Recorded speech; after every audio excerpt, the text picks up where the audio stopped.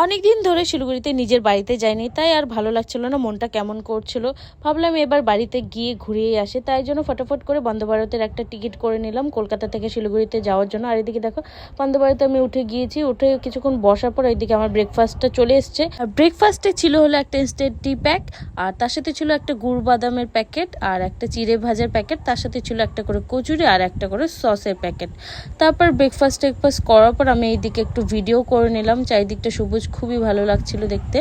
এবার দেখো আমি একটু শুয়ে পড়েছিলাম, কারণ অনেকটাই লং রাস্তা আর ভালো লাগছিল না, বোর হচ্ছিলাম, আর একটু ঘুমিয়ে পড়লাম।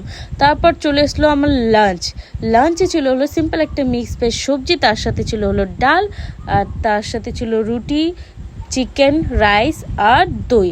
তারপর ফটফট করে আমি আমার লাঞ্চটা সেরে নিলাম। আর আজকের ভিডিওটা এতটাই, দেখা হবে আবার নেক্সট ভিডিওতে। আর তোমরা যারা যারা আমার ভিডিওটা দেখছো অবশ্যই লাইক কমেন্ট শেয়ার করতে ভুলবে না, আর এরকম ছোট ছোট মিনি ব্লগ দেখার জন্য আমার চ্যানেলটাকে সাবস্ক্রাইব করে দিও।